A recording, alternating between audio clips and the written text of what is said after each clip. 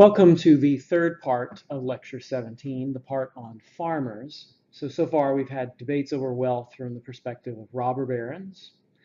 We've looked at labor unions. Now we're going to look at a third group of people who also think that wealth is not properly distributed. The farmers themselves are partially to blame for their own situation. With increasing use of mechanical instruments to do their work, they produce more. The more they produce, prices fall.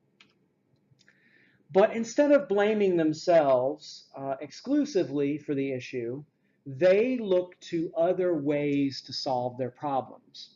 After all, it would be hard to get farmers to cooperate to lower production so prices would go up. So instead of regulating their own behavior, they blame the US government. And they claim that the US government has made it harder for them to get money because it's lowered the money supply, which it had. You might be thinking, though, if the US government made more money, wouldn't that lower the value of money? And you'd be right, it would. In fact, there is a political party devoted to the idea that more paper money should be printed called the Greenback Party. And for a while during the 1870s, they kept pushing for more paper currency to be released. And later, there will be a movement to demand free silver. Not the handing out of free silver, they just wanted the more issuing of silver coins. So there would be more money in circulation. Farmers also blamed tariffs for some of their problems, and they questioned why the tariffs should go to support industries when farmers weren't getting any protection or any help. They blamed railroads and accused railroads of cheating them and abusing their power. They blamed bankers for foreclosing on farms and profiting off of the misery of failed farms. We do know that the rates of debt for farmers was twice as high as that of corporations.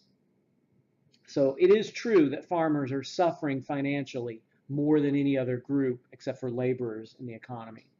The question is, how do you wake farmers up to the dangers they're in? This cartoon suggests that farmers are simply laying there taking the horrific things that are happening to them, and they seem to be just willing to sleep through it and accept it. So how do we wake them up?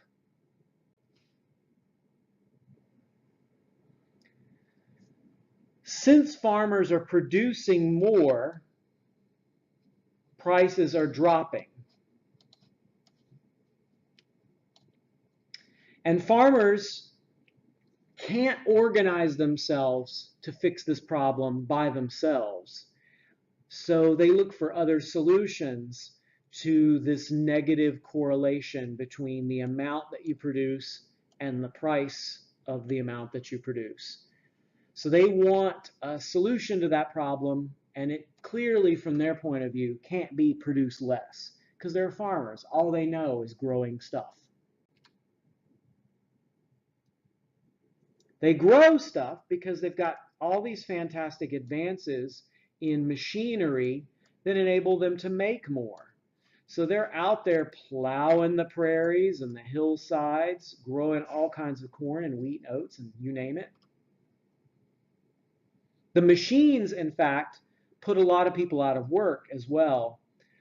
You don't need as many workers on farms because of the mechanization, and therefore all these extra folks end up going to the cities to try to find jobs in factories.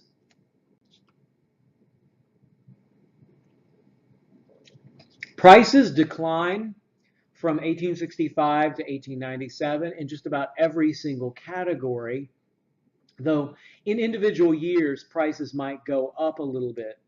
And that's due to lots of factors like bad weather could reduce the harvest and then partially raise the price for a particular year. If demand suddenly increases, the prices could go up.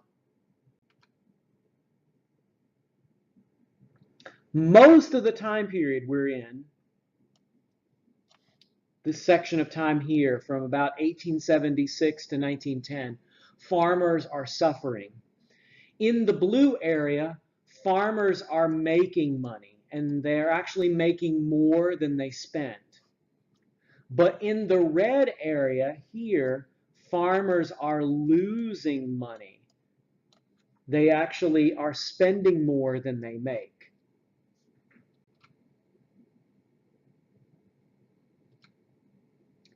I have calculated how much money is in circulation because that's one of the farmers' complaints, that there's not enough money to go around, so more needs to be printed.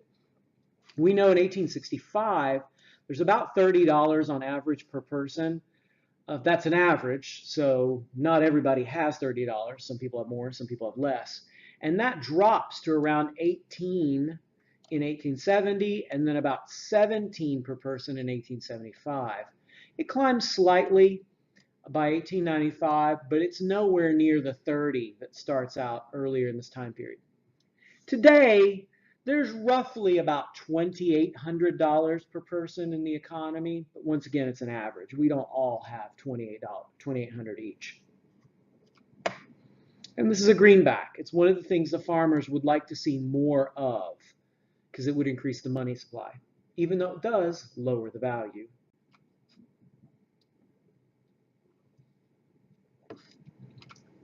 The first step toward farmers protesting and fixing their situation came in 1867 with the formation of the Grange.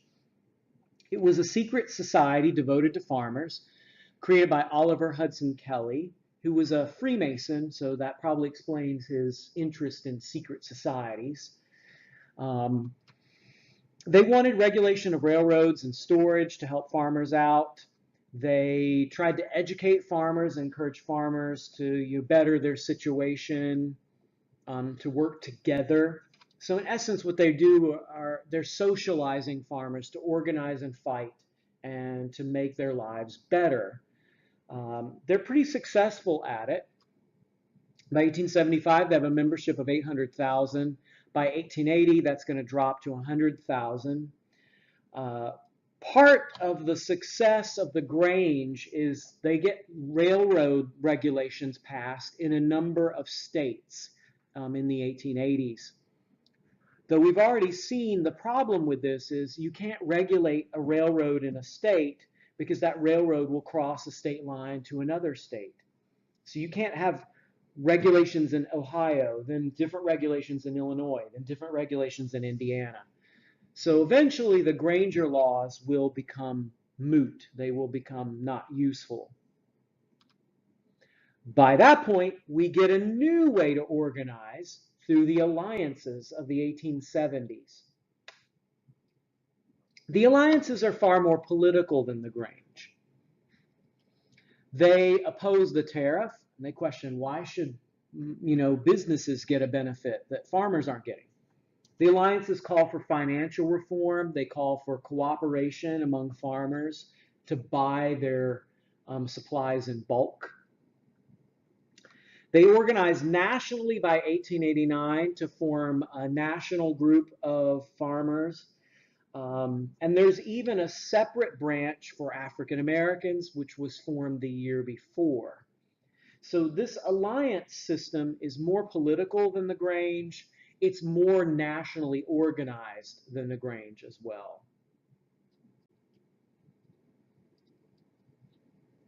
This picture of Oliver Hudson Kelley. You can see he's a Mason. Boom, Freemason symbol there.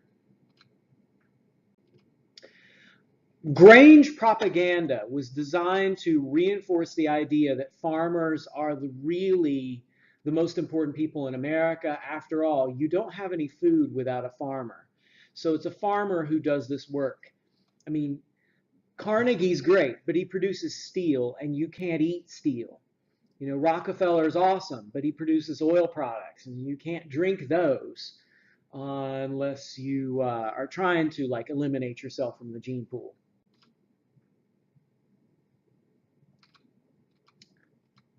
By 1890, the alliance system is going to give away to a very political movement that will become an actual political party.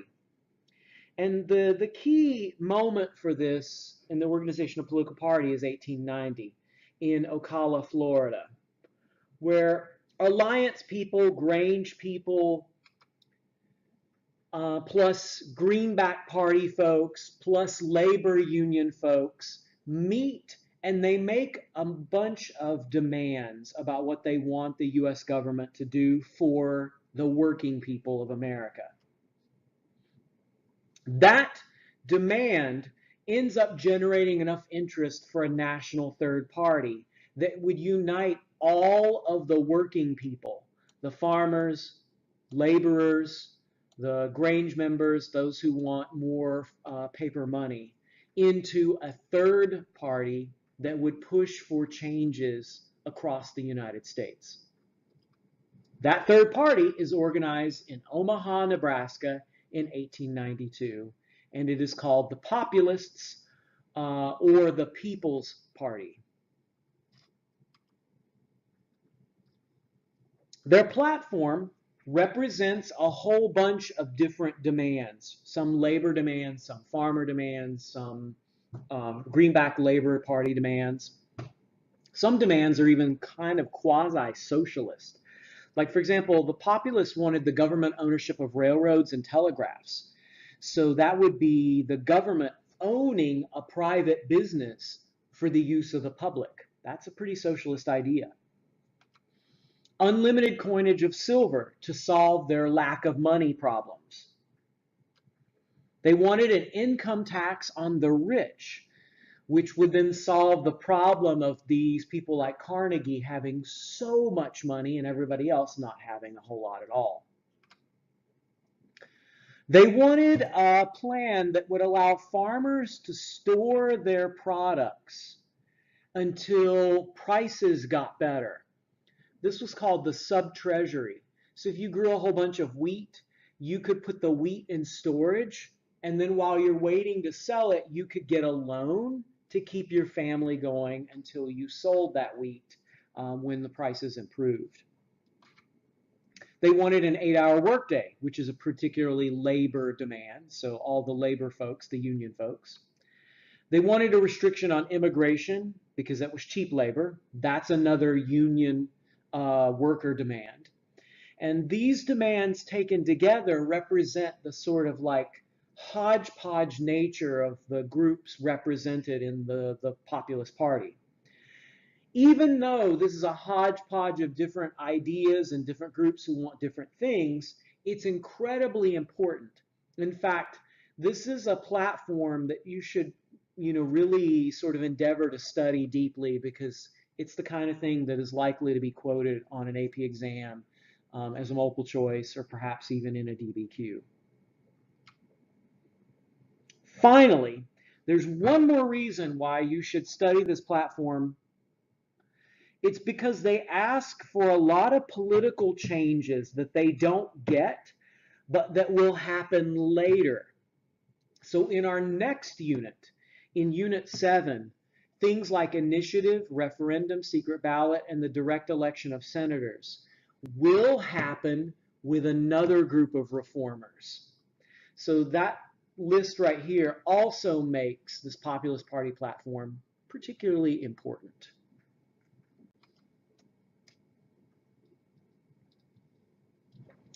One of the common metaphors to describe the populists was to say they're like a hot air balloon. One cartoonist noted that the hot air balloon of the Populist Party was composed of patches of different kinds of groups: socialists, free silver people, farmers alliance, Grange people, Knights of Labor people.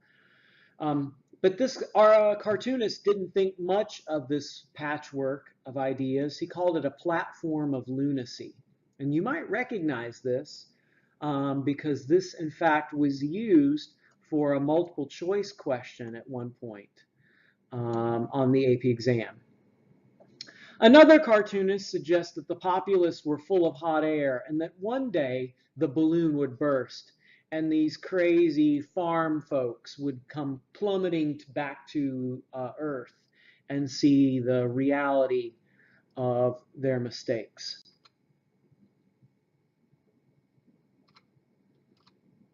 By 1892, however, the populists were actually pretty successful.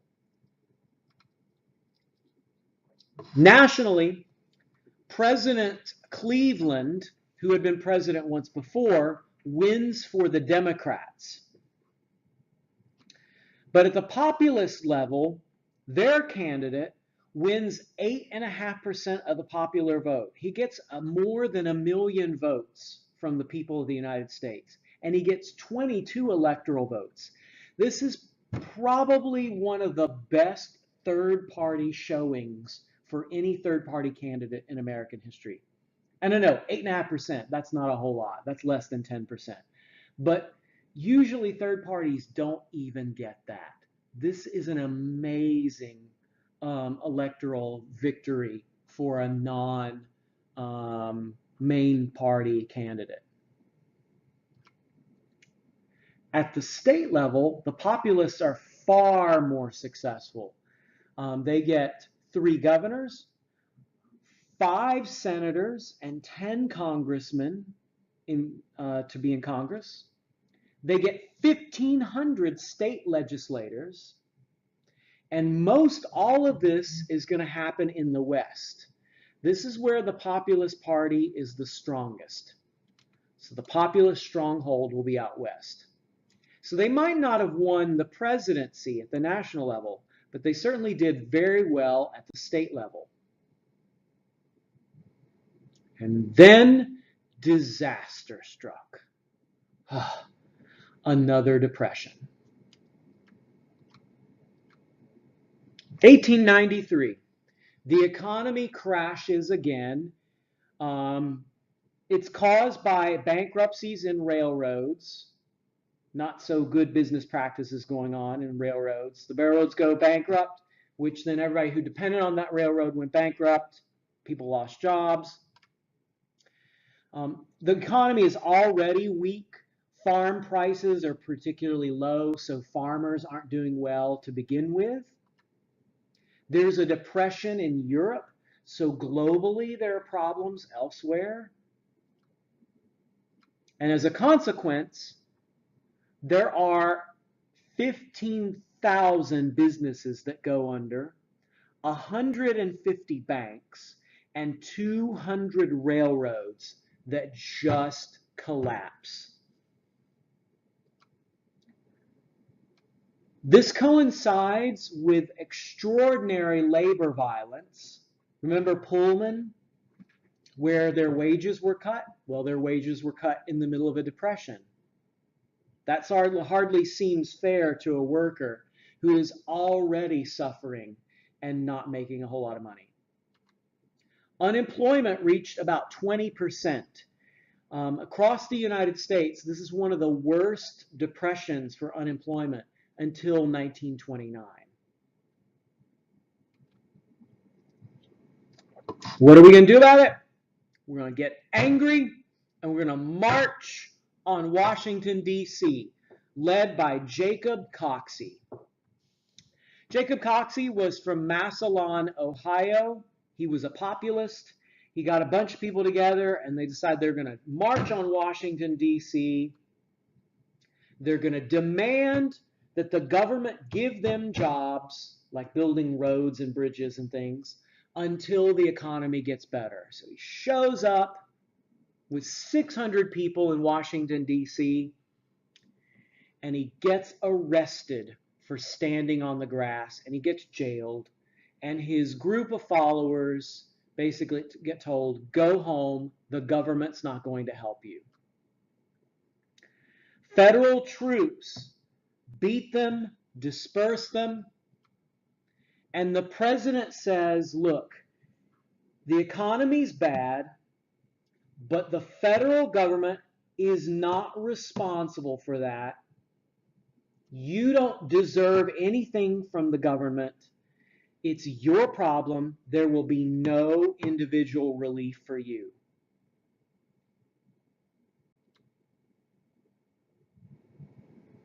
There's Coxey's marchers.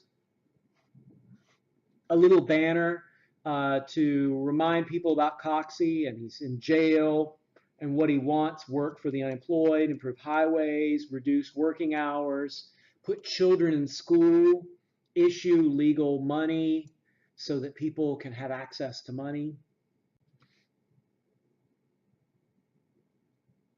A lot of working poor people, like farmers and factory workers, felt like that they were crushed under a load of debt and that they were betrayed by Congress, who really should have looked after them and not the millionaires of America.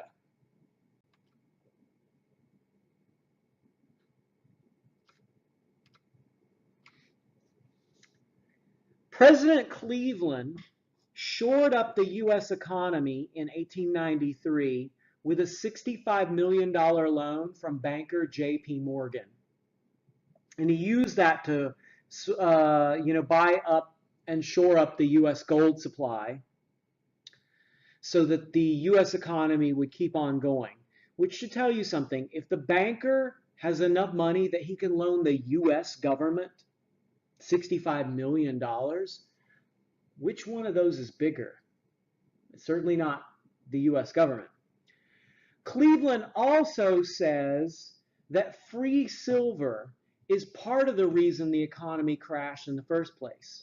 So he pushes for a repeal of an act, the Sherman Silver Purchase Act, which required the U.S. to purchase and mint silver coins. So Cleveland commits the country to gold by buying this gold on a loan from J.P. Morgan. He cuts access to silver, and that makes populists and the working poor mad. In the elections of 1894, populist victories increased by 42%.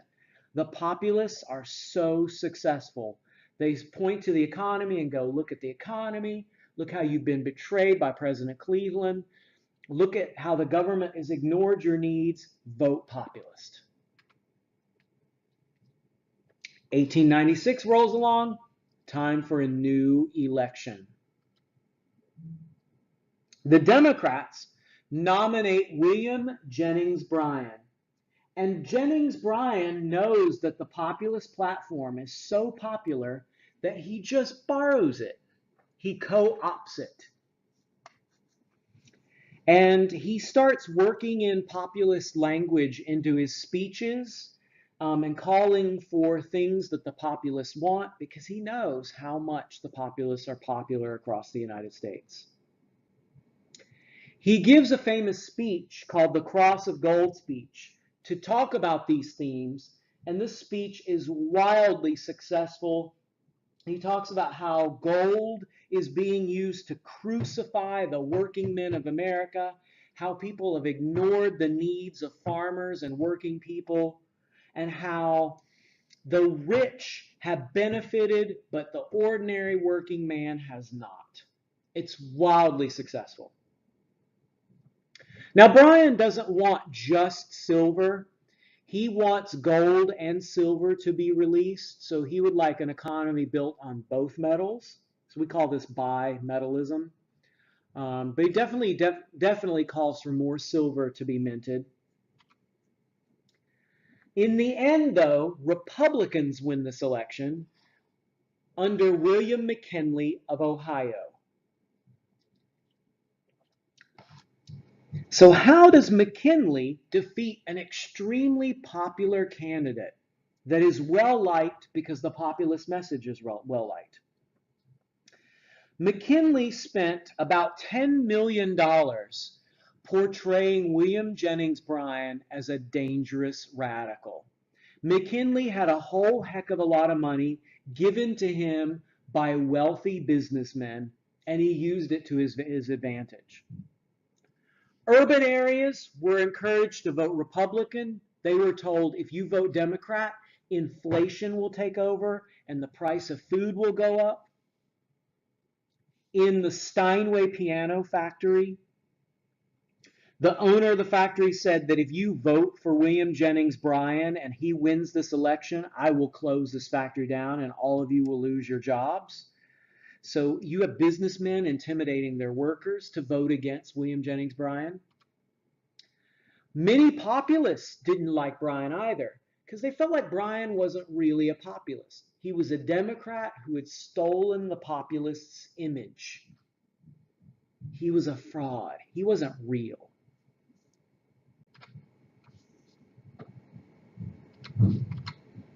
So here's our election. We got William McKinley, the Democrats, or the Republicans, William Jennings Bryan for the Democrats, the election of the two Williams.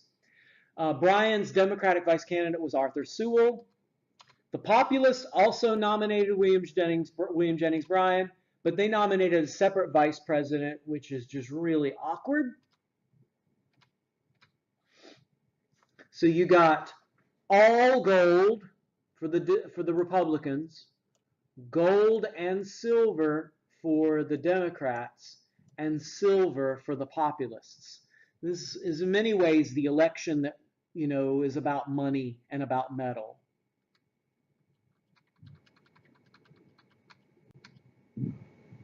A lot of Republicans told the public that you can't mix a gold and silver economy.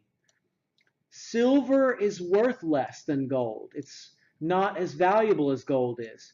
So you'd be like riding a bike with wonky wheels. They don't go together, said many Republicans. Bryan kept pushing the issue of silver at a ratio of 16:1, so 16 ounces of silver to 1 ounce of gold. All the Western miners and silver mines really liked that idea, but the farmers weren't entirely convinced that Bryan was one of them. McKinley also had really good propaganda. So here's some McKinley propaganda showing you that if you vote for him, your $1 will be worth 100 cents. It'll be backed by gold. If you vote for William Jennings Bryan, your $1 is really only going to be worth 53 cents because he's backed by silver.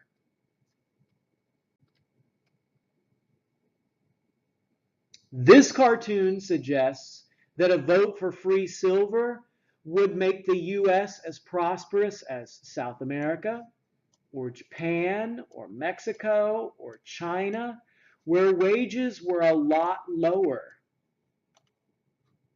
Now, the logic behind this cartoon is dubious, but anybody who saw it might be convinced that a vote for free silver would ultimately hurt working people by lowering the value of money. Miners in the West certainly liked it, as they made money off of mining silver. So you do find a lot of Western silver miners voting for William Jennings Bryan.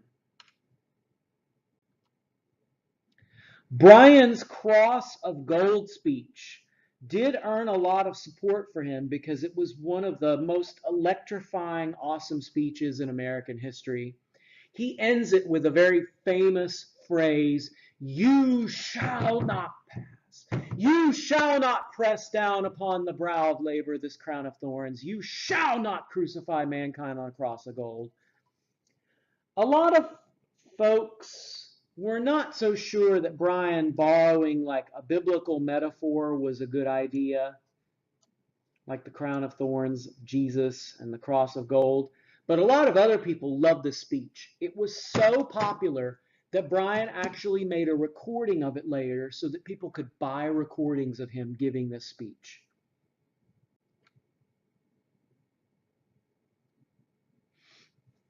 Another cartoon with some anti-Semitic overtones, suggesting that the Republicans were crucifying labor on a cross of gold, and it was being supported by Jewish bankers. This is what Rothschild refers to here.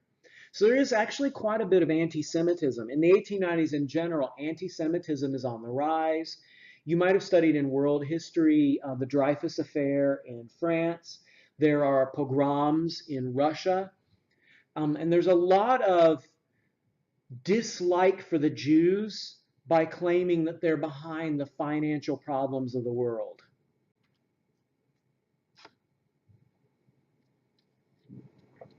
Many people weren't so sure, though, about the mixing of populists and Democrats.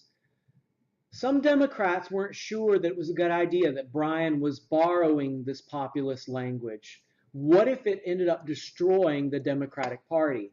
And in fact, there is a group of Democrats who call themselves gold bug Democrats.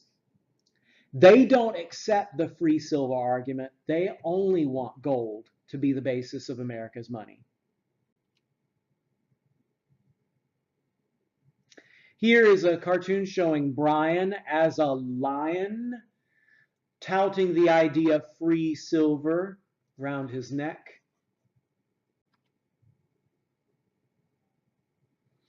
And more propaganda by William McKinley, suggesting that McKinley was a soldier and therefore you can trust him.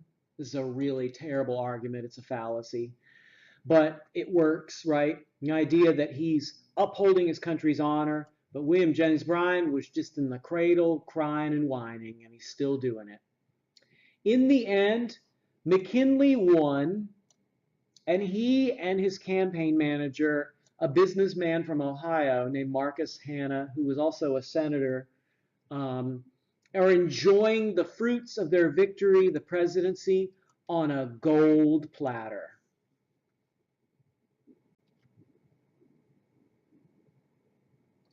You can see who votes McKinley, who votes Bryan. Not surprisingly, Bryan gets votes in the South, he gets votes in the West.